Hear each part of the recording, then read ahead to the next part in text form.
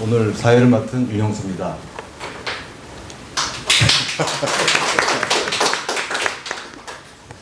오늘은 지난주에 시작한 제 15기 형기도 아카데미 두 번째 강좌를 하는 날이고요.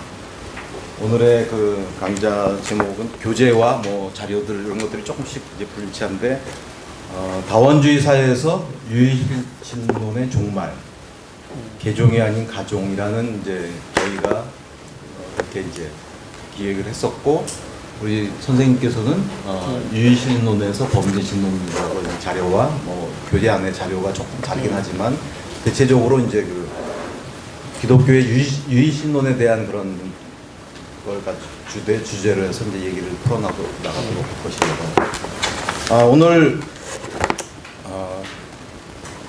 강의를 맡으신 이찬수 교수님은 서강대학교 화학과를 졸업했는데요. 화학과를 졸업하고 서강대학교 대학원 종교학과에서 불교학과 신학으로 각각 석사학위를 받았다고 합니다. 그러니까 석사가 2개신 것 같고, 불교와 기독교를 비교하며 박사학위를 받았습니다. 강남대 교수, 그 다음에 일본의 WCRP 평화연구소, 일본의 중앙학술연구소, 개건연구원 등을 지냈고, 현재는 서울대학교 통일평화연구원의 HK 연구교수로 있습니다. 그러면서 거기서 종교평화학의 정립을 위한 연구를 하고 있으며, 종교 철학에 기반을 둔 평화인문학의 심화와 확장을 위한 그 연구 과제를 하고 계십니다. 저서들은 여러 권이 있는데 인간은 신의 안,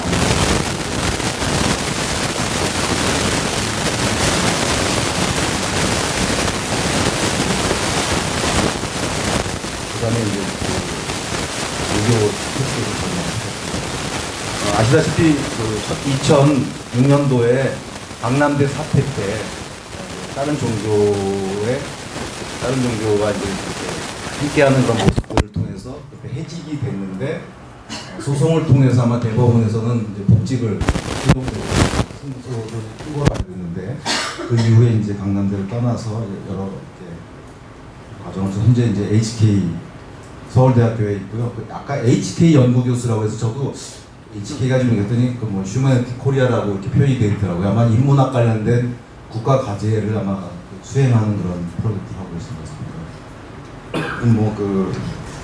뭐 옛날에 그 학교에서 잘렸던 여러 가지 일들은 아마 오늘 혹시 얘기하시면서 그런 왜 그랬는지 뭐 우리가 다 공감할 수 있지만 그런 얘기도 좀 모르겠는데, 예, 이런 분이시고요. 하여튼 오늘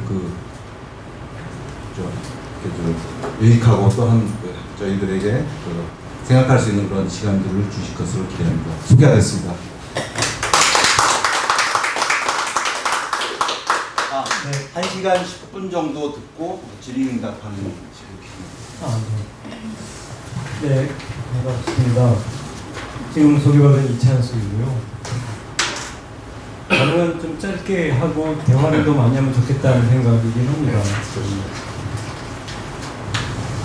우리 정의평화 기독인연대 강의는 전에 말씀하신 대로 10여 년 전에 그 대학에서 공식적인 용어는, 그러니까 제2용 탈락, 근데 흔히 하는 말로 잘리는 거죠. 잘렸을 때 와서 강의하고 나서 10년 만에 다시 뵙게 되었는데요. 시간 참 빠릅니다. 그 제목은 여기 뒤에는 아마 다원주의 사회에서 유일신론의 종말, 개종이 아닌 가종이라는 제목은 우리 김석환 집사님께서 처음에 제목을 주셨던 주제이라서 뒤에 이렇게 되어 있는 것 같고요. 그에 어울리게 제가 이런 제목으로 드렸는데 결국 같은 내용이긴 합니다. 기독 모든 종교 문제의 근간이라고 생각이 됩니다. 신이 뭐냐?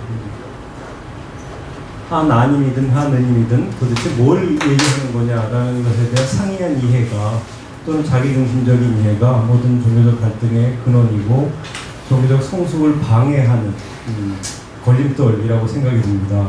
그래서 오늘 그 문제를 이미 다 아시고 이해하실 것 같기도 합니다만 다시 한번 좀 정리해보는 시간으로 갖죠.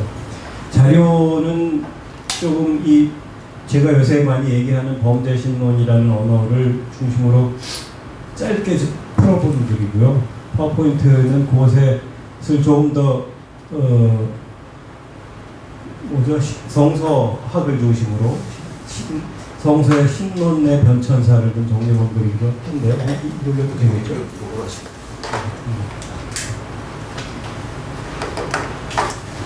다른 내용은 좀 건너뛰고요. 종교라는 것은 언제나 두 가지 측면이 있지요. 우리 일단 파워포인트 보다가 우리 자료도 보다가 하겠습니다. 내적인 측면과 외적인 측면입니다. 종교는 그래 이런 거지, 세상이 이런 거지 하고 전에 모르다가 발견한 내적 뭔가를 발견하고 발견했던 체험의 세계가 있고, 그걸 누굴 통해서 배웠든 혼자서 듣도 자각을 했든 내적 체험의 세계가 있죠. 근데 이 내적 체험한 것을 말로 표현하지 않습니까? 그래서 제일 기본적으로 언어로 표현합니다. 그래서 언어로 표현하고, 그 언어적 표현에 동의하는 사람들이, 동의한다는 말은 그 말을 들으니까 나도 그런 것 같아, 그런 있는 것 같아 하고 또 다시 저마다 내적 경험의 세계로 들어가지 않겠습니까? 언어적 표현에 동의한 사람들이 모이면 그게 집단, 공동체가 되는 거죠. 그러면서 이 사람들이 여럿이 또 모이다 보면 그게 조직이 되는 거 아니겠어요? 우리 몇 날 며칠에 모여서, 몇 시에 모여서 같이 공동 행사를 좀 하자. 종교 의례를 한다는 게 그런 거 아니겠어요? 그러면은 할 때 누가 무슨 책임을 맡자. 이렇게 가면 누군가 책임자가 생기고, 책임에 따르는 사람이 생기고, 질서가 생기고, 질서에 따라야 하는 암묵적 관례들이 생기고, 또 사람들이 있으면 비도 피해야 되고 바람도 막아야 되니까 건물이 필요하고, 또 건물이 기왕이면 좀 예쁘면 좋으니까 아름답게 꾸미죠. 또 우리 모두가 동의하는 상징물을 앞에 모셔놓기도 하고 이렇게 합니다. 그런데 이 겉으로 드러난 세계는 전부 다 내면적 세계의 외적 표현의 양상들이 있는 거죠. 이 외적인 표현, 이 종교 사람들이 눈에 보이는 세계, 그러니까 건물이든 내 체험을 글로 적어놓고 많은 사람이 동의해서 집약해서 표현해 놨다는 그 일종의 넓음의 경전이든지 교리문이든지 그렇게 되겠죠. 언어적 표현. 경전도 언어적 표현의 일환이지 않겠습니까? 내적으로 경험하는 내용들에. 그런 것들은 눈에 보이는 것들입니다. 눈에 보이는 것들은 저마다 달라요. 시대에 따라, 지역에 따라 굉장히 다릅니다. 그러니까 다양한 것들을 보고 그것이 종교에 다르니까 서로 다른 이름들을 붙여놨어요. 예수를 그리스도라고 부르니까 그리스도교라 그런다. 붓다라는 게 눈 뜬다는 뜻인데, 붓다는 깨달은 사람이고, 한문으로 불타라고 썼는데 불자를 써서 깨달음을 추구하니까 불교라 그러자. 인도 사람들의 종교니까 인도교. 사실 인도나 힌두나 같은 말인데요. 어원이 힌두교다. 도를 추구하니까 도교라 그런다라고 겉으로 외적인 행동들의 다양성을 보고 다양한 이름들로 붙여놨어요. 자, 그 겉으로 드러나는 모습이 하고 그 다양한 체계들 속엔 저마다 약속이 있지 않습니까? 근데 그 약속 안에 있는 사람들 그것을 따르려고 하죠. 여기서 중요한 사실이 있는데 그것이 본질은 아니라는 거예요. 정말 본질은 뭐냐면 그러한 외적인으로 표현된 언어든 조직이든 뭐든 그 공동체든 어떤 행동들이든 그것을 낳게 한 근원이 내면의 세계라는 거죠. 그래서 종교의 본질은, 종교는 내적인 측면과 외적인 측면 전부 다 종교인데 핵심은 내면적 세계가 핵심의 영역, 핵심적인 영역이다. 그런데 외적으로 드러난 것을 전부이고 핵심인 것처럼, 그게 이제 교리적 표현들도 그렇습니다. 그 문자화된 이 것만 보고 이것을 다른 식의 문자적 표현을 거부하는 형태로 나타나게 되겠죠.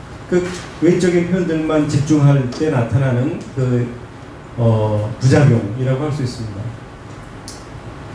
그런데 이 외적인 표현들은 예상하실 수 있겠지만 다 언어에 따라, 환경에 따라, 역사적 상황에 따라 달리 나타나기 마련이죠. 이것이 종교의 핵심이라고 보는 사람들은 마치 내가 믿는 신이 다른 형태로는 안 나타나고 이런 교회 모양으로 이런 언어의 모습으로 우리가 맺는 이런 조직적 질서 안에만 있는 것처럼 착각하게 되죠. 생각하게 됩니다. 그러나 그게 사실 착각이죠. 신은 초월적인 분이라고 얘기하면서도 인간에서 만들어진 가시적 사물 속에 갇힌 것처럼 생각하게 되고, 신이 예배당이라는 건물 안에 있는 것처럼만 생각하니까 이 벽돌 넘어 다른 데는 없는 것처럼 생각하고, 저 동네는 무신론적인 신이 없는 동네, 그래서 저 동네 있는 사람들은 신 구원으로부터 먼 사람들, 이렇게 언어를 지켜되지 않습니까? 이것이 모든 종교 갈등의 근원입니다. 그래서 종교라고 하면서 언제나 내가 하는 건, 내가 표현한 거, 우리들이 믿고 따르는 외적인 그 조직적 체계를 언제나 넘어서 있거나 언제나 그 근원에 있다는 사실을 잃어버리면 안 되는데, 그것을 잃어버리는 순간 자기중심주의, 따라서 타자를 소외시키고 배타시키는 형태로 나타나는 거죠. 이런 것이 종교 갈등의 근원일 겁니다. 이 결정적으로 이것을 언어적으로 해석할 때, 내가 믿는 신을 언어적으로 해석하는데 기독교적 언어를 중심으로 하면 신이 한 분이라고 하는 그 하나에 대한 자기중심적 오해가 타자에 대한 배타성의 형태로 나타난다 하는 사실입니다. 그래서 오늘 잠깐 집중적으로 이 파워포인트 자료로 하나라고 하는, 신이 한 분이라고 하는 주장을 좀 더 집중해서 잠깐 살펴보도록 하겠습니다. 기독교의 신과는 유일신론. 그래서 사실 유자는 일본 사람들이 누가 붙였는지 사실 애매한데요. 일신론입니다. 그 영어로는 모노세이즘이라 하고, 모노는 모노라는 말의 어는 그리스어에 있습니다. 모노는 하나란 뜻이고, 세이즘은 테오스에다가 영어 이즘이 붙은 말이니까 하나인 신에 대한 논의란 뜻이죠. 하나인 신에 대한 논의란 뜻이니까 신이 하나라는 주장입니다. 일신론이란 말은 신이 하나라는 주장인데, 신이 하나님이 한 분이다. 거의 90%의 기독교인들이 그 언어에 머물죠. 근데 한 번 더 물어야 됩니다. 신이 하나라는 게 뭔 소리냐? 우리가 하나를 숫자다 보니까 하나, 둘, 셋, 넷 이라고 하다 보니까 여러 가지 것들 중에 하나처럼 생각하기도 하거나 여러 가지 것들 중에 최고처럼 생각하는 경향이 있는데, 이 하나에 대한 이해가 성경에서도 역사적 변천 과정이 있죠. 이것을 한 몇 가지 좀 짚어볼 필요가 있을 것 같습니다. 가령 유대교의 경전이기도 하고 기독교인의 경전이기도 한 구약성경, 신명기, 구약성경의 가장 중요한 구절 중에 하나가 신명기죠. 너 이스라엘아 들어라, 우리의 신. 다시 우리의 신이라고 해놨지만 히브리어 표현대로 우리의 엘로힘은 야훼다 이렇게 되어 있어요. 우리의 엘로힘은 야훼다. 야훼 한 분이다. 마음을 다 기울이고 정성을 다 비치고 힘을 다 쏟아 너의 엘로힘 야훼를 사랑해라 이렇게 되어 있습니다. 자, 아무튼 엘로힘은 당시의 사람들이 일컫는 일반 명사, 신에 관한 일반 명사인데, 우리 이 신 저 신 얘기하는데 우리가 추구해야 될 신은 야훼다 이런 뜻입니다. 그러니까 다른 민족이 어떤 신을 섬기든 고대 당시 유대인들이 믿고 따라야 할 신은 야훼다 이런 뜻이죠. 그러니까 이 민족적 위기를 야훼 신에 대한 그 동일성, 야훼를 중심으로 민족적 정체성을 확립해서 위기 상황을 극복하자는 취지의 말입니다. 저마다 자기 부족이든 종족이든 추구하는 형상물이든 신이든 이른바 부족신이 그런 거죠. 근데 다른 데서는 뭐라 그러든 우리가 따라야 될 신은 마음을 다 기울이고 정성을 다 바치고 힘을 다 쏟아서 추구 사랑해야 될 대상은 야훼다. 다른 신이 아니다. 그런 뜻이죠. 십계명에 보면 너희는 내 앞에서 다른 신을 섬기지 못한다 하고 출애굽기에 되어 있습니다. 이 정확한 표현이 이것은 너희 엘로힘은 나 야훼다. 내가 바로 너희를 이집트 땅 종살이 하던 집에서 이끌어낸 엘로힘이다. 너희는 내 앞에서 다른 엘로힘을 섬기지 못한다. 이렇게 되어 있어요. 그러니까 이게 이제 야훼 입에서 나온 말이죠. 그러면서 십계명 속에 나 외에는 다른 신들을 너에게 두지 말라. 여기서 야훼 중심 신앙이라고 하는 것도 정치 사회적인 언어로 보면 정치 사회적 통일을 위해서는 통일된 이념이 필요하고 이념의 정점에 있는 것이 언제나 신이고 그 신을 우리들은 야훼라고 부른다. 다른 데서 뭐라고 부르든 다른 데서는 다른 신을 섬기겠지. 그러나 우리는 야훼에만 몸과 마음과 정성을 다해서 야훼만 집중한다. 너도 그러고 우리도 그래야 그게 우리 민족이 사는 길이다. 라는 그런 뜻이 기본적으로 들어있는 거죠. 그러니까 여기서 알 수 있는 것은 다른 신의 존재를 부정하는 것은 아니라는 거예요. 기본적으로 다른 신들의 세계, 지금도 그렇지만 거슬러 올라갈수록 다신교적 체계는 너무 익숙한 체계입니다. 그 중에 우리는 야훼만을 섬기겠다고 다짐을 한 거죠. 그래서 엄밀하게 얘기하면 아까 기독교는 모노세이즘, 일신론인데 이 일신론이란 지금 그 십계명의 시대에 얘기한 그 신은 일신론이라기보다는 종교학적 전문 용어로 헤노시즘이라는 게 그리스어 헤노스 플러스 테오스 플러스 이즘이 붙은 말이거든요. 그러니 이것도 헤노스도 하나입니다. 하나. 그러니까 일신론이 돼요. 사람들이 모노세이즘은 유일신론이라고 번역하는 경향이 있고 헤노세이즘은 단일신론이라고 번역하는 경향이 있는데 뭐 유일이나 단일이나 다 그거 아니겠어요? 그래서 제 생각에는 조금 의역을 해야 되겠다. 이 헤노세이즘은 고대 유대인들 구약 성경의 주류 신관이에요. 핵심은 신들이 여럿 있다는 것을 부정하지 않아요. 다만 우리는 그 중에 한 신을 선택해서 거기 마치 신이 하나뿐인 것처럼 거기에만 전념하겠다 이런 뜻입니다. 다신교적 세계관을 반영하는 가운데 형성된 실천적 차원의 일신론입니다. 실천적으로는 신이 하나인 것 같아요. 왜냐하면 다른 데는 관심 안 두니까. 우리는 여기만 집중하니까. 그러나 존재론적으로는 다신교적 세계관을 염두에 둔 언어가 바로 헤노세이즘이고 그것을 택일신론이라고 번역하는 게 좋겠다고 생각합니다. 여러 가지 것들 중에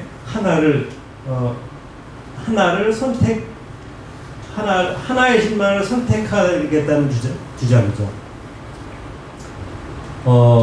실제로 그래서 구약 성경은 헤노세이즘, 택일신론적 세계관을 가지고 있습니다. 어딜 여러 신들과 싸우잖아요. 신들의 존재를 인정한다는 뜻이니까.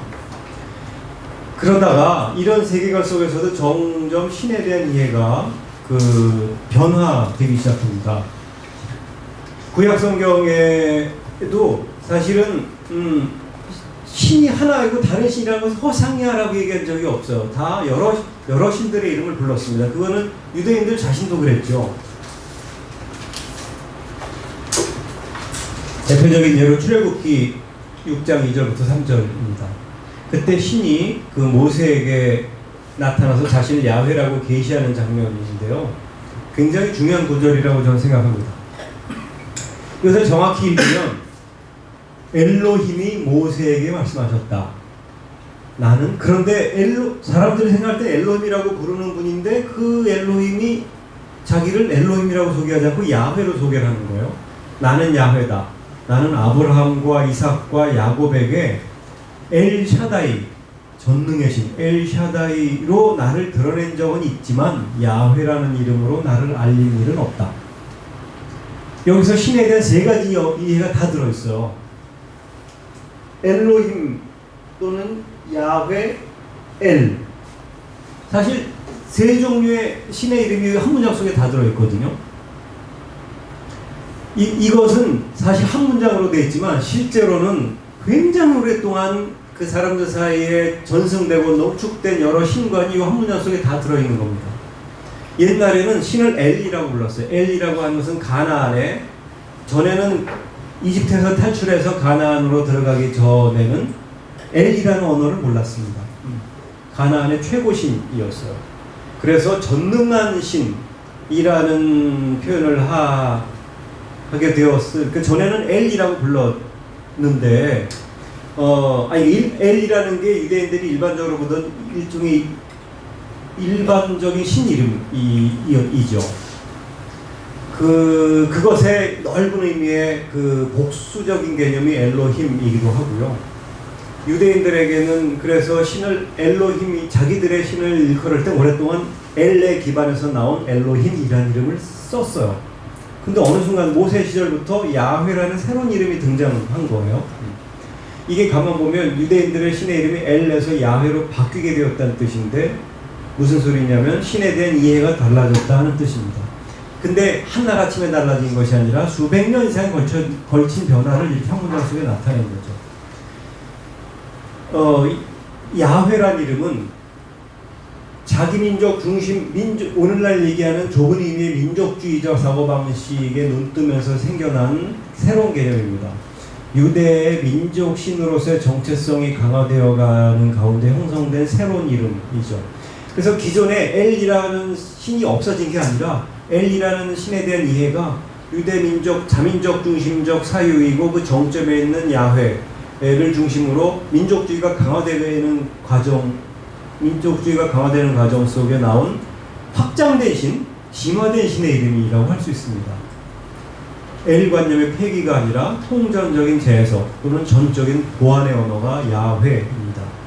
야훼라는 말은 이제 히브리어 발음에 제일 가깝게 붙인 이름이고 여기에 야훼라는 전승을 하도 입에서 발음하지 않아서 잃어버렸다가 나중에 아시겠습니다만 발음하는 걸 잊어버리죠. 하도 신이 거룩한 분이라 이름을 입에서 담질 못한 바람에 문자로만 쓰고 고대 히브리어에는 자음은 없이 모음만 있고 모음은 전승되는 언어수 구두만 있는 건데 하도 이 발음을 안 하다 잊어버리고 그 말씀만 나오면은 YHWH만 나오면은 아도나이라고 부르게 되었죠. 주님이란 뜻이죠.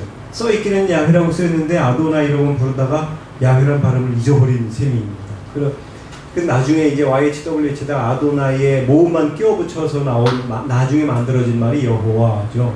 근데 그것은 임의적으로 나중에 만들어진 말이고 원래 히브리어 발음에 가까운 것은 야훼라서 요 사이에는 신학자들은 거의 대부분 여호와라기보단 야훼라는 발음을 그냥 쓴단되어서 북쪽 이스라엘이 아시리아에게 망하고 남쪽은 바벨론에게 사실상 바벨론의 포로로 살던 시절 정말 민족주의적 정신의 근간인 야훼 신앙이 완전히 무너지기 직전쯤이잖아요. 자, 이때 만약에 어느 민족이 사라지면 민족이 추구하던 신이 사라지거나 다름없습니다. 그래서 신이 진 거죠. 그 신은 다른 신에 의해서 사라지고 아마 인류 역사상 그렇게 생겨났다 사라진 신이 굉장히 많을 거예요.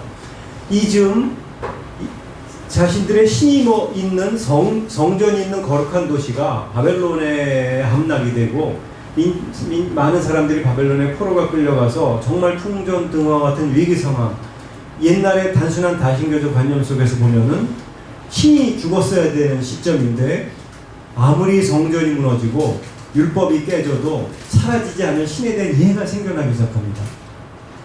그러니까 율법은 자기들의 전승에 의하면 율법은 모세가 돌판에 하나님의 계시를 받아서 돌판에 새겨져 있다고 생각했는데 돌판이 깨어져도 신이 사라지는 것이 아니라 신은 그대로 진리는 남아있다는 생각을 갖게 됩니다.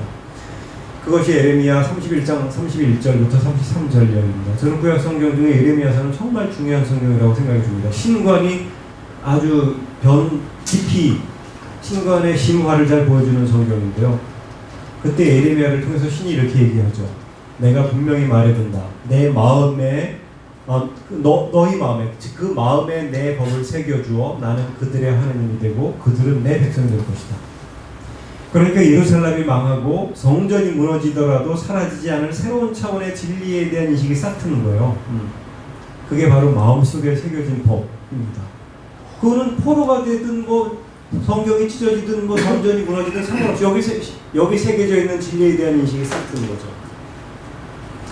그와 함께 시편 같은 데 보면 뭔가 실존적인 신 고백, 정말 문학적이고 은유적이고 실존적인 신 이해가 또 하죠. 이 내용 정말 굉장한 구구절절한 기도문이지 않습니까? 혹시 그냥 그래도 멋진 문장이니까 어느 한번 읽어주시면 하면 글씨 큰데 자발적으로 한번 읽어주시면 어떨까요? 쑥스러우시고요. 불이란 곳에서 내가 만들어질 때, 깊은 땅 속에서 내가 풀어질 때, 뼈 마디마디 당신께 숨겨진 것 하나도 없었습니다. 형상이 생기기 전부터 잠깐만 지금 이게 이게 뭐야? 윈도우가 시간 저기 아니에요? 전원이 나갔다고 되어 있는데 이게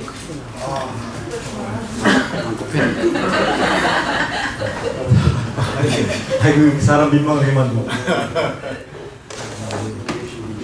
이게 저쪽이 안 좋아서. 이게 저쪽이 안 여기가 좋아요.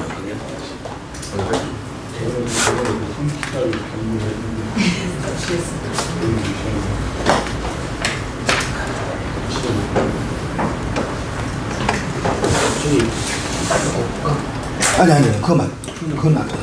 아니 그건 괜찮은데요. 얘가 여기가 여기 저쪽이 안 좋아요 지금 그냥 읽으시죠. 네, 그러면 한 3페이지밖에 안 남았는데. 예, 이거 저도 하나 해놨거든요.